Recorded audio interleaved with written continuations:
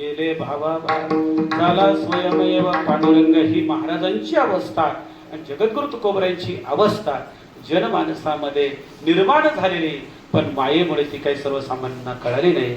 मागे बसणारे म्हणले आता घरी जायला काय हरकत, कारण इथं थांबण्यात काय मजा. बाबा डोळे उघडत नाही, बाबा कीर्तन सांगत नाही, बाबा एखादा विनोदही काही बोलत नाही, कळल असंही काही बोलत नाही. हे यायचं का रे? म्हणजे मनुष्य बी घडतो, मनुष्य बी घडतो संगती, मनुष्य बी घडतो संगतीने आणि मनुष्य बी घडतो. महाराज मागचे 5-5 सोडल्यामुळे पुढच्या वाटलं आपल्याला तरी काय बसून उपयोग केला. परिस्थितीमुळे बदल झाला, परिस्थितीमुळे बोलू का आपली भाषा बिघाड झाला आणि बिघाड झाल्यामुळे सगळं वातावरण मोकळं झालं. आणि मग महाराजांनी डोळे उघडून पाहिले, अरे बापरे अरे बापरे, कोणीच नाही कोणीच नाही, इकडे तिकडे पाहू लागले, कोणीच दिसत नाही. पण समोर न दिसणारी व्यक्ती पुन्हा दिसू लागली. अरे बापरे, चला एक व्यक्ती समोर बसलेली आहे, चला आता यांना पण आपण संधी देऊन पाहू. पण न जाणो हे बाबा कीर्तन करता बसले का न जाणो माझ्या पायाखालची घोंगडी यांची तर नसल ना, असा मनात विकल्प महाराजांच्या सुद्धा मनात आला बरं का. पण म्हणले पाव वर यांना संधी देऊ, संधी द्यायला सुरुवात केली, चिंतन चालू केलं. परिणाम ते महाराज बसलेले बाबा दूरचे परत जवळ येऊन बसले, समोर आले आणि जशी जशी उडी महाराजांची वरती गेली तशी तशी घोंगडी हातात मिळाली. ते बाबा सुद्धा निघून गेले. माझा तो वाढलेला दृष्टांत संपला. महाराजांनी पाहिलं सन्मुख तो उभा मारुती बलभीम जपे रामनाम सर्व काळ. मारुतऱ्यांना त्यांनी महादेवाच्या स्वरूपाने पाहिलं आणि त्यांनी कृतज्ञता व्यक्त केली. महाराज म्हणतात, हनुमंतराया तुम्ही महादेवाचे अवतार आहे, तुमच्याकडून आम्ही भक्तीचा मार्ग स्वीकारला, भक्तीचा मार्ग तुम्ही दाखवला. काय भक्तीच्या त्या वाटा मज दाबाव्या वर्षांचे लक्षण सांगितलं बरं का. मारुतीरायांचं लक्षण 3ऱ्या चरणात आहे. शूर शूर आणि धीर स्वामी काजे तू सादर. आणि असे असणारे मारुतीराया तुम्ही आता असं करा, जाऊ दे मी शिरलेलो आहे, दमलेलो आहे, मला झोप यायला लागली, आता कीर्तनही बंद झालं, कीर्तनही चाललेलं होतं, पण आता जशी पांडुरंगाची इच्छा, पण उद्याची वाटचाल माझी पंढरीकडे निघालेली आहे, तुम्ही झोपा मी झोपतो. आणि अशा अवस्थेत झोप लागली, झोपले, सकाळी नेहमीप्रमाणे जागे झाले. आणि जागे झाल्यानंतर रात्रीचा आठव डोळ्यासमोर आला. मारुतीरायांना आपण बोलणं बरं नाही, प्रत्यक्ष महादेवाचं स्वरूप आहे, आदिनाथ गुरु सर्वांच्या अधिष्ठात्याचं स्वरूप आहे, ते महादेवाचं स्वरूप आहे आणि त्यांना मी बोलावं असं म्हणून त्यांनी डावीकडे असं वळून मारुतीरायांकडे पाहिलं. काय दिसलो? मारुतीराय अण्णा बरोबर आहे ना, आजही डाव्या कुशीवर तिथे त्या गावाला झोपलेले आहे. रडायला आली, रडायला आली की मारुतीरायांनी आपलं ऐकावं. पण हे कशामुळे ऐकलं असेल तर नुसती अर्ध्या वाटेपर्यंतची केलेली वारी, त्या वारीचा हा परिणाम. विठ्ठल विठ्ठल विठ्ठल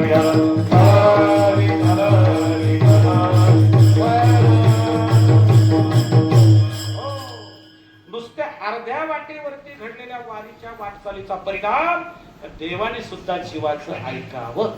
आणि एवढं असं जर महत्व या वारीच्या वाटचालीचं असेल तर आता निर्णय घ्यायला हरकत नाही. म्हणून निर्णय जाहीर केला अनुभवानंतर.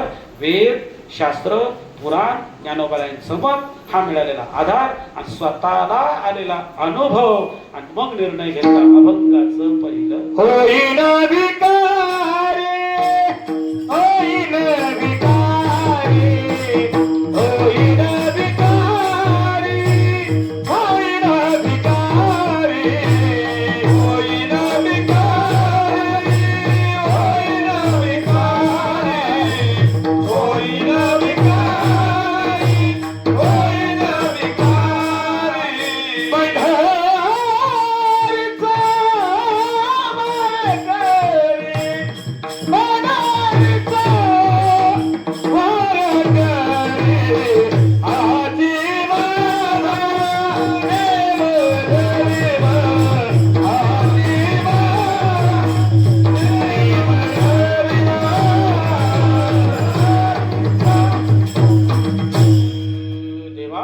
माझी पहिली सेवा जर कोणती असेल तर होईन भिकारी पंढरीचा वारकरी. ही देवा माझी पहिली सेवा आहे. मी तुमचा काय होणार आहे? वारकरी होणार आहे. आता वारकरी म्हटल्यानंतर नेमकं काय हो? वारकरी या शब्दाचा अर्थ जर विस्तार करण्याचा जर प्रयत्न केला तर अनेक वाटेने तुम्हाला मला सगळ्यांना जाता येईल, पण सार मात्र एकच. वैष्णवतो जया अवघे देवा माया. देवावरती नितांत प्रेम असावं, ही जी जीवाची भावना तयार होते त्यालाच वारकरी म्हटलं जातं. आणि ही पवित्रता साधनाने आरूढ झालेली असते. तुळशी माळ गळा, गोपी चंदन टिळा, हृदयी कडवळा वैष्णवांचा, मन पंढरीचा वारकरी. दुसरी सेवा कोणती? देवा तुमचं असणारं जे नाम आहे ते तर मुखामध्ये मी ठेवीलच, पण कसं? नियमाने. अभंगाचं दुसरं चरण. माझी माझा मन रे मन, आजे माझा रे मन, माझी माझा रे मन, माझी माझा रे मन, आजे माझा रे मन रे मन, आजे माझा रे मन रे मन, आजे माझा रे मन रे मन, आजे माझा रे मन. हाती माधारे मधर्म, मुखी विठोबाचे नाम, मुखी विठोबाचे नाम. आजे माधारे मधर्म,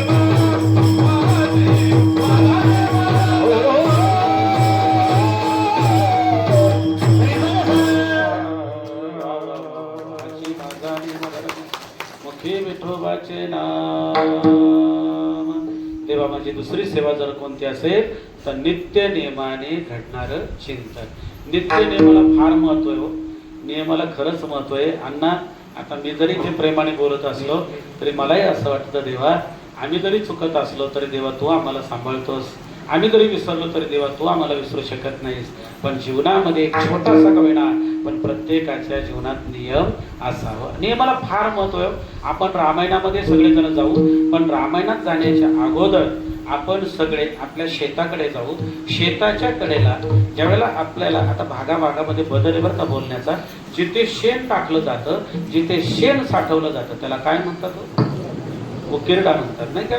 तिकडे काही भागात शेतकरी म्हणतात, उकिरडा म्हणतात. त्या उकिरड्याच्या कडेला आपली मावशी काय करते, आता पावसाळ्याच्या पूर्वार्धामध्ये किंवा पाऊस पडल्यानंतर काही बिया लावते. त्या बियापासून असं एक झाड येतं. त्या झाडाचा देठ माझ्या करंगडी एवढाच झाड असतो, पण फळ मात्र एवढं येतं. काय त्या फळाचं नाव? भोपळा म्हणतात. तर नाही का भागाभागात बदल आहे. त्याला डांगरही म्हणतात. असा लांबट आणि जरा मोठा असला की त्याला डांगर म्हणतात. आणि मोल आकाराचा असला तर त्याला श्रीलिंगी भाषेत बोलतात, चक्की म्हणतात, काही भागात म्हणतात ना. त्याला भोपळा. आता तो भोपळा जर आपल्या घरामध्ये 6 महिने जिवंत ठेवायचा असेल तर त्याला नियम आहे महाराज. कोणता नियम आहे माहिती का? आज सुद्धा बघा आंब्याचा सीझन आहे. आंबा जर देठासहित तोडला आणि तो देठासहित जर तोडला तर देठाचा आणि फळाचा संबंध नियमाने जोपर्यंत एकत्र आहे तोपर्यंत त्या फळाचा विकास आरामशीर चालू आहे. विठ्ठल विठ्ठल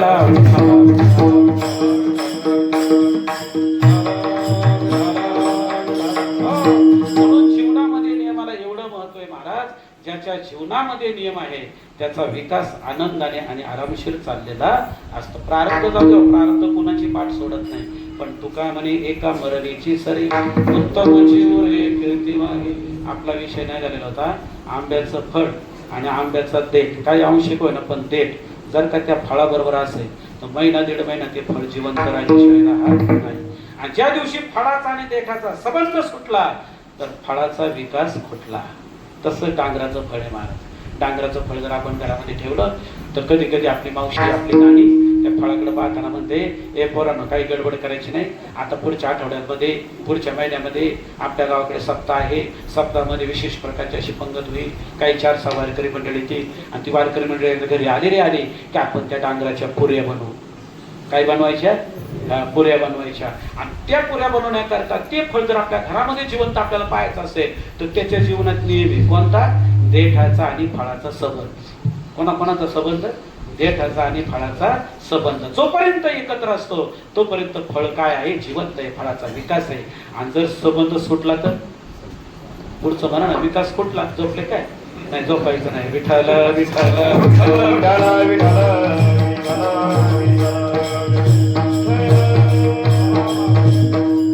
छान, टाळ्या वाजवा. विठ्ठल विठ्ठल विठ्ठल विठ्ठल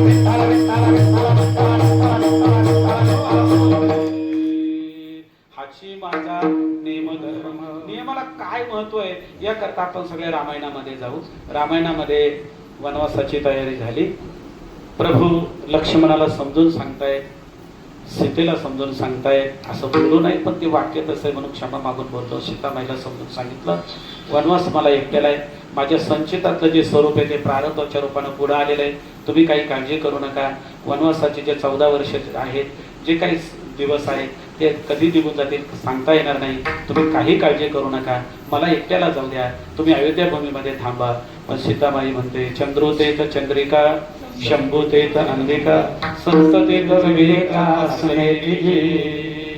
चांदण्यांच्या अस्तित्वाशिवाय चंद्राला शोभा नाही.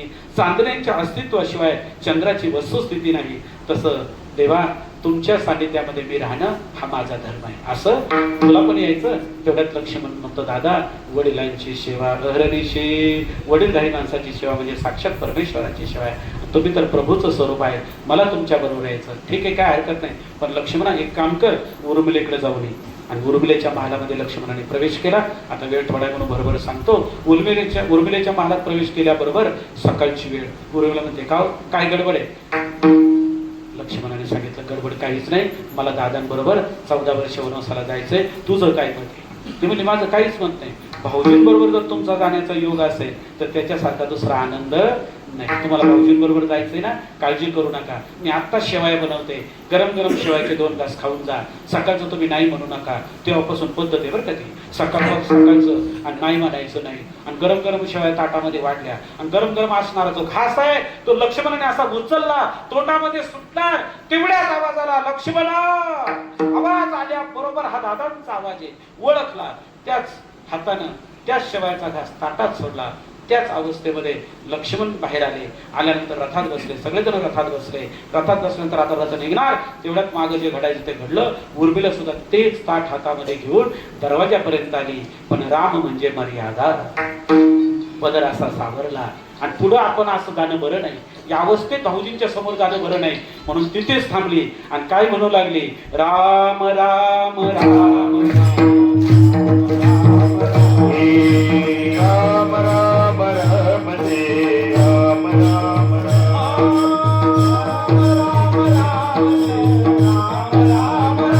हे राम राम राम जय राम राम राम जय राम राम राम हे राम राम राम जय राम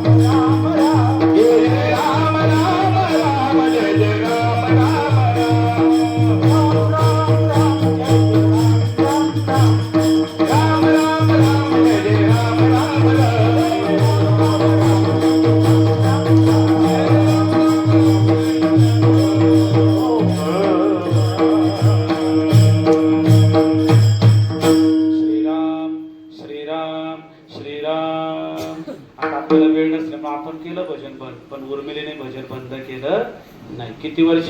14 वर्ष आणि 14 दिवस. मध्ये एक अलौकिक घटना घडली हो. तिकडे मालकाला शक्ती लागली आणि मालकाला शक्ती लागल्यानंतर इकडे वार्ता आली आणि वार्तेनं नुसत्या मानसपूजेने आणि उर्मिलेने एक इशारा केला सूर्योदयाला, नाही का? सूर्यनारायण त्या ठिकाणी काय केला? इशारा केला की मालकाची स्थिती जोपर्यंत सुशोभित होत नाही तोपर्यंत तुला सुद्धा येण्याचा अधिकार आहे. सगळं रामायणामध्ये आहे. सगळं रामायणामध्ये हा मधलाच अलौकिक चमत्कार. तिकडे वनवास पूर्ण झाला. वनवास पूर्ण झाल्यानंतर अयोध्या भूमीचं दर्शन, शबरी मातेचं दर्शन, कौसल्या मातेचं दर्शन. मग लक्ष्मणाने सांगितलं, दादा, आपण ज्या वेळेला निघालो ना त्यावेळेला ते बघते ताट घेऊन दरवाजापर्यंत आली ती उर्मिला. आता ती काय उर्मिला राहिली होती का? शरीर काय सांगतंय? नासकं कुचकं मरकं याला सगळ्यांनी खाऊन टाकलं. पण प्राणवायूच्या रूपानं हाडं बळकट राहिली आणि त्या हाडाहाडांमधून नामचिंतनाचं स्वरूप जागं राहिलेलं होतं. त्या हाडाचा सांगडा असाच उभा राहिलेला उर्मिलेचा. आणि प्रभू गेले आणि प्रभूंनी फक्त मस्तकावर असा हात ठेवला. 3 सेकंदामध्ये उर्मिलेचा उपवास सुटला. विठ्ठल विठ्ठल विठ्ठल विठ्ठल.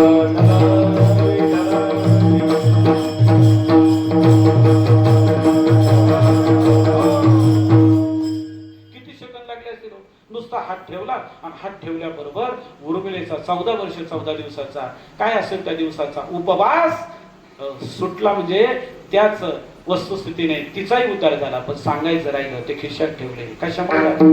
नित्य नेमाने केलेलं चिंतन. देवा माझी दुसरी जर सेवा कोणती असेल तर हाची माझा नेमधर्म.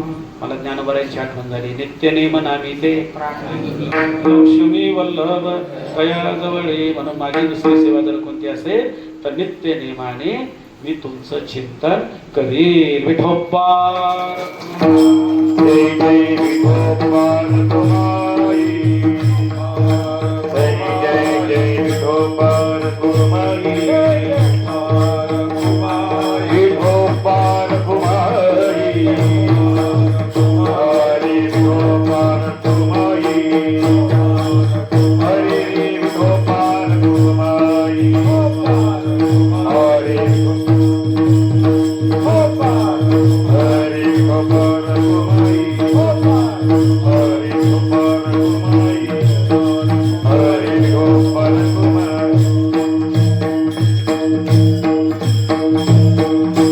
हीच माझी उपासना,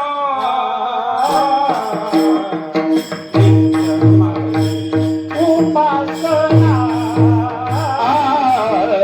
हीच माझी उपासना, हीच माझी उपासना. लागे संतांच्या चरणा, लागे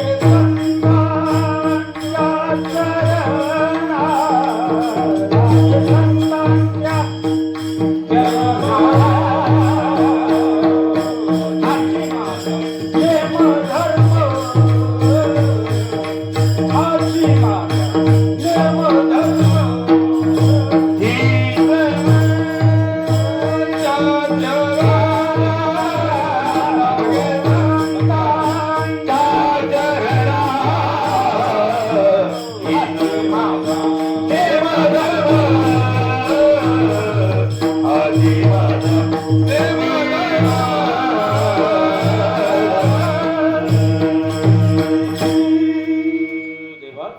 पहिली सेवा जी माझी आहे ती पंढरीचा वारकरी, दुसरी नित्यनेमाने चिंतन आणि तिसरी सेवा आपण प्रमाणाने जायली लागो संताच्या चरणा. देवा संतांचं सानिध्य, संतांची संगत ही माझी तिसरी सेवा आहे. का हो संतांचं सानिध्य? संतांचं सानिध्य इतकं गोड आहे सज्जनानो. पण ते का गोड आहे त्याचं पहिलं आपण लक्षण पाहू. लक्षण इतकं गोड आहे. हरीची या दासा हे लक्षण आहे. आता इथं आपण बोलायचं थांबू. आता किती बोललं तरी ते बरं नाही. पण हे लक्षण आहे. हरिदासाचं लक्षण काय? हरी दाही दिशा आणि भावे जैसा तैसा हरी. अजून आपण हरिपाठामध्ये जाऊ. जे जे दृष्टी दिसे ते जे हरिरूप. हो म्हणजे कोणत्याही संतांच्या संगतीत नाही. हो कोणत्याही संतांच्या सानिध्यात नाही. संतांच्या सानिध्यात मी असेल, संतांच्या सानिध्यात राहणं ही मी संतांची सेवा करे. पण संत कसे पाहिजे? हो हरीची दासा हरी दाही दिशा भावे जैसा तैसा हरी. आता ज्ञानेश्वरीमध्ये जाऊ आपण. जे जे भेटे भूत ते ते मानिले भगवंत, हा भक्ती योग निश्चित जाण माझा. आता लाभाच्या दृष्टीनं ज्ञानेश्वरीकडे जाऊ. ते ज्ञान पैगा भरवे गरीबणी आली आणावे, संताया भजावे सर्वस्वेशी. आता सिद्धांताकडून आपण गोष्टीकडे येऊ. संगतीचे दोन प्रकार आहेत. एक वाईट आणि दुसरी चांगली. चांगल्या संगतीला सत्संगत म्हणतात, वाईट संगतीला कुसंगत म्हणतात. चांगल्या संगतीचा प्रादुर्भाव उशिरा होतो.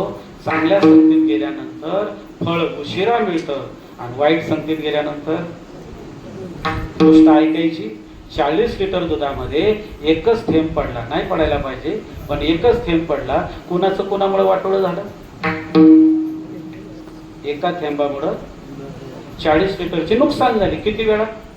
कमी वेळा नाही का. एक जर चुकून रॉकेलचा थेंब पडला तर 40 लिटरचे नुकसान होते. पण थेंबाचा अस्तित्व मात्र तसंच आहे.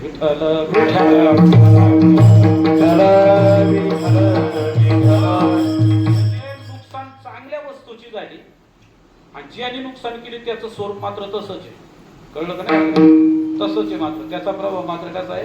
तसाच आहे. म्हणजे कुसंगतीमध्ये दुःख आहे आणि सत्संगतीमध्ये सुख आहे, नाही का? 4-6 मित्र शिकारीला गेले आणि शिकारीला गेल्यानंतर संध्याकाळ झाली, शिकार तर मिळालीच नाही, पाऊस सुरू झाला, अंधारी रात्र. बाकीचे मित्र म्हणतात आता घरी निघायचं, घरी निघायचं. सगळे घरी निघाले, पण एक मित्र तसाच मागं राहिला. तसाच मागं राहिल्यानंतर सगळेजण विचारू लागले, का रे बाबा तू का थांबला? तो म्हणला गंमत म्हणून थांबले. ऐकायची का तुम्हाला गंमत? म्हणजे सांग ना बाबा. तो म्हणला गंमत अशी आहे, तुम्ही सगळे गावात जाणार, मी इथं थांबणार, मग वाघ येणार, मग मला खाणार, माझं रक्त त्याच्या जिभेला लागणार, मग तो गावात जाणार, 2-4 जणांची मुंडकी मोडणार, देटाळी.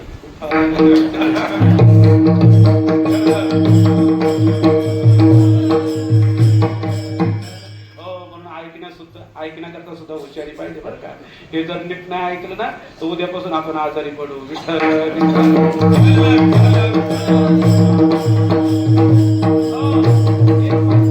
बाबाजींचं वाक्य होतं, मी लहानपणी ऐकलं तर 6वी-7वीला असताना, का आपल्या भेळ खायची सवय पण लाडू आवडत नाही. विठ्ठल विठ्ठल. काय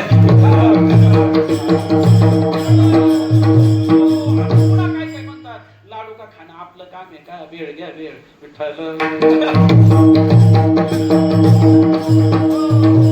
कुसंगतीमध्ये सर्वांगाचं वाटळ होत असतं. म्हणतात विंचू विषारी आहे, पण फक्त दादा नांगीतच. लहानपणी आपण काय करायचो, त्याची नांगी अशी दोऱ्याने बांधून ठेवायचो. तो विंचू ना नांगी त्याची बांधली, तो विंचू खिशात ठेवला तरी काही करत नव्हता. तसा दुर्जन मनुष्य देव का पुरावा. इथे दुर्योधन. आज मुलाचं नाव सुद्धा कोणी दुर्योधन ठेवीत नाही. विठ्ठल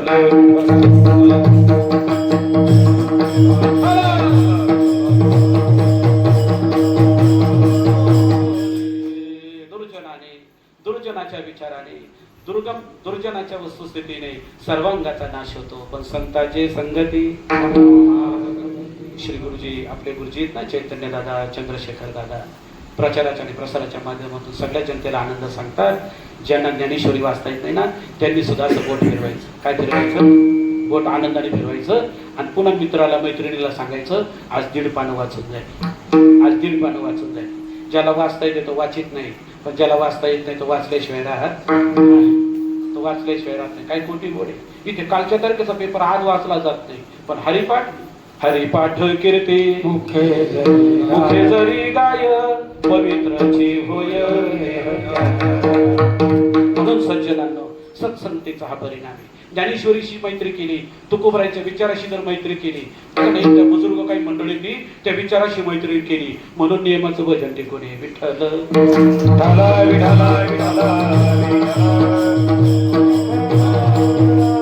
ही समाजी उपासना लागो संतांच्या चरण. संतांच्या सानिध्यात गेल्यानंतर आत्मलाभ प्राप्त होतो, आत्मानंदाची प्राप्ती होते. आणि एक वाईट गोष्ट सांगतो, पाप जळून जातं. त्या सिद्ध बेटावरती आज ज्ञानेश्वरीचं मंदिर उभं आहे. केंद्रीय महाराजांच्या गोड अशा प्रयत्नाने आणि आशीर्वादानं मंदिर उभं राहिलंय. पण तिथे 700 वर्षापूर्वी, आता उद्याच्या 730 म्हणून 730 वर्षापूर्वी, तसं नाही बोलायचं. 1996 ला 700 वर्ष झाली. 1296 ते 1996 किती वर्ष झाली? 700. कारण 100 वर्षाला शतक म्हणतात, 7 शतकं झाली. आणि उद्या 2026 आहे. उद्या कोणतं आहे? आता कार्तिकीच्या वारीचं 2026 आहे. म्हणजे हे 26 आणि ते 4, 96 2000 आणि हे 26 आणि 4, म्हणजे 730 संजीवन समाधी सोहळा आहे. हे ज्याला कळत नाही तो झोपल्याशिवाय राहत नाही. विठ्ठल उलट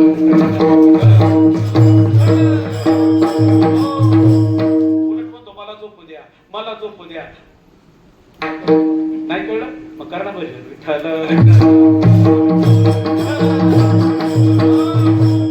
जगद्गुरु तुकोबराय अनुभवाच्या सिद्धानं या ठिकाणी एक आनंदाचा संदेश देत आहे. माझी उपासना लागो संतांच्या चरणा. सत्संगतीमध्ये एक गंमत आहे सज्जनांना, आपलं शरीर सुद्धा शुद्ध होत आहे. उद्यापासून काय करायचा? हरिपाठ ग्रंथ खिशात ठेवायचा. ती स्पंदन हृदयाला जागा करतात. मोबाईल नका ठेवू. मोबाईल ठेवल्यावर काय होते तुम्हाला माहिती, सगळ्यांना शास्त्र करतात. मी कशाला नव्याने सांगतो, मोबाईल तर ठेवाच लागतो, पण काही वेळा त्याला काही घटिका बडबड विश्रांती दिली पाहिजे. कुठून? ह्या जागेपासून. आणि हरिपाठ जर ठेवला तर सत्वर उच्चार, तसं ही स्पंदन आपल्या शरीरात. काही गोष्टी ठेवण्यापेक्षा हरिपाठ ठेवा ना. काय होतंय ठेवल्याने? सकळाशी येते आहे ना अधिकार सगळ्यांना. आणि तो ठेवल्यावर काय चमत्कार होईल? तो चमत्कार असा होईल की निरोगी शरीराची आनंदाची स्थिती हळूहळू प्राप्त होईल आणि निरोगी शरीरानेच परमार्थाची सफलता प्राप्त होईल. परमार्थाची सफलता प्राप्त होते. अधिक काही न बोलता जगद्गुरु तुकोबराय म्हणतात, बस संतांचं सानिध्य. मग संतांचं सानिध्य काय? एकदा थोडासा वाद खेळू 1 मिनिट. संतांचं सानिध्य काय? अरे जगाने ज्याचा अभेद करावा, जगाने ज्याला दूर करावं, त्याला संत काय करतात? जवळ करतात. आपणा सारखे करतात नाही काय. अशा वस्तुस्थितीनं संतांचं स्वरूप आहे. म्हणून संतांची सेवा माझी तिसरी सेवा आहे. आणि खरं सांगू का देवा, हीच माझी भोळी सेवा. ज्ञानेश्वर माऊली जय जय जय जय ज्ञानेश्वर माऊली, ज्ञानेश्वर माऊली, माऊली ज्ञानेश्वर माऊली, ज्ञानेश्वर माऊली, माऊली ज्ञानेश्वर माऊली, ज्ञानेश्वर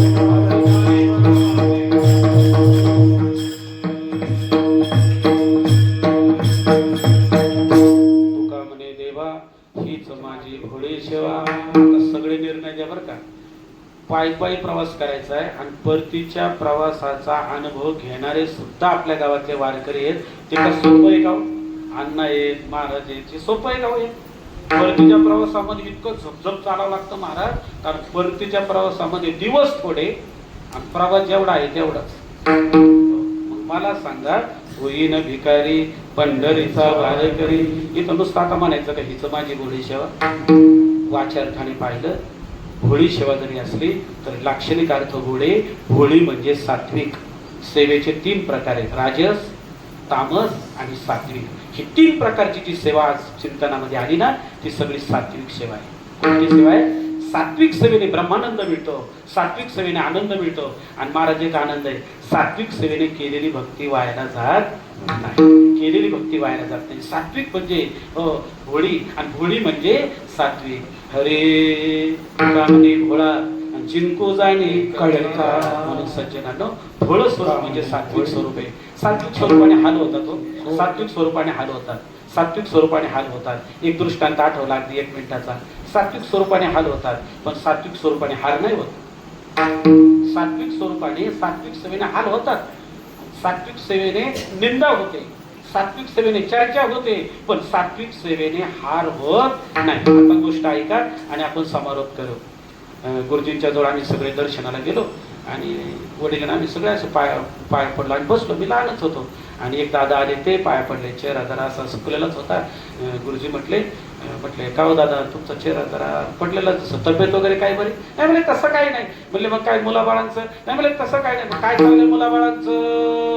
त्यावेळेला बाबा म्हणले थोरला आहे ना तो शिक्षक आहे आणि तो धाकटा आहे ना तो बँकेत साहेब आहे.